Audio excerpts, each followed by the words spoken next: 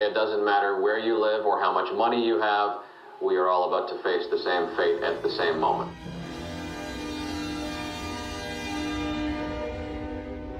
Choc planétaire, tremblement de terre, menaces nucléaires ou encore morts-vivants, virus et infections, ces derniers temps, l'apocalypse au cinéma fait un malheur. La Terre entière est touchée. Sans doute le genre le plus populaire qui soit, mais aussi l'un des plus difficiles à définir, avec tout de même un point commun récurrent. On voit bien qu'à chaque fois, ce sont les vraies catastrophes qui provoquent aussi la production de films. C'est une espèce de catharsis de rejouer ça et de montrer comment l'être humain réagit. Par exemple, il y a eu toute une production assez récente avec des films comme Contagion, Blindness, 28 semaines plus tard, Infecté, on va jusqu'au film de zombies. They developed a new virus. There was an outbreak. Doors won't open! Everybody died.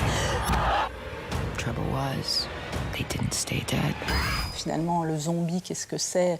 À une époque, c'était souvent le résultat de radioactivité. Aujourd'hui, c'est un virus qui provoque le zombie. Donc on sent bien les peurs des maladies qu'on a. Hein. I'm afraid something might be coming. It's not just a dream, it's a feeling. Et actuellement, les films d'auteur aussi s'intéressent au genre. Tech Shelter de Jeff Nichols, Le Cheval de Turin de Béla Tarr, Les Derniers Jours du Monde des Frères Larieux, 4h44 de Abel Ferrara. Un cinéma davantage porté sur l'intimisme que le spectaculaire, une démarche nouvelle, quitte à ne pas toujours l'expliquer. C'est pas vraiment mon problème tout ça. Je me dis pas qu'il y a un putain de programme ou je sais pas quoi et qu'il faudrait que je fasse un film à propos de ça. Tu comprends? Je suis un artiste, moi, je suis un réalisateur et les idées me viennent de Dieu sait où. Out of God knows where. The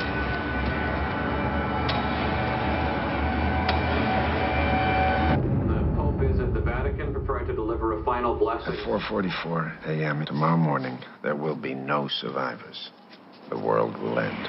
Pourquoi il y a une fascination? Je sais pas. Nous, on y a vu l'occasion de traverser les genres, de les interroger.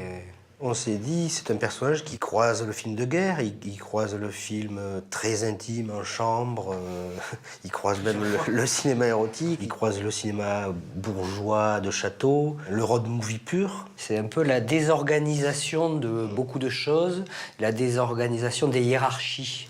Donc des hiérarchies, des genres, des pouvoirs. Donc il y a de l'invention. Il y a du possible, il y a des bulles de possible dans ce moment-là chaotique. Pré-apocalyptique, post-apocalyptique, comédie, drame, horreur ou aventure, le genre fin des temps est à ce point multiple qu'il échappe finalement à sa propre définition.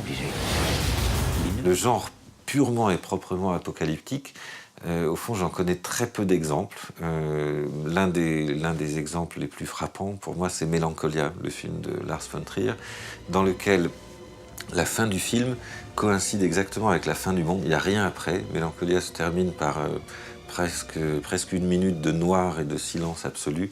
C'est une des expériences cinématographiques les plus tétanisantes que j'ai jamais vécues. Le cinéma, malgré tout, n'a que très rarement la radicalité de ce geste de Lars von Trier.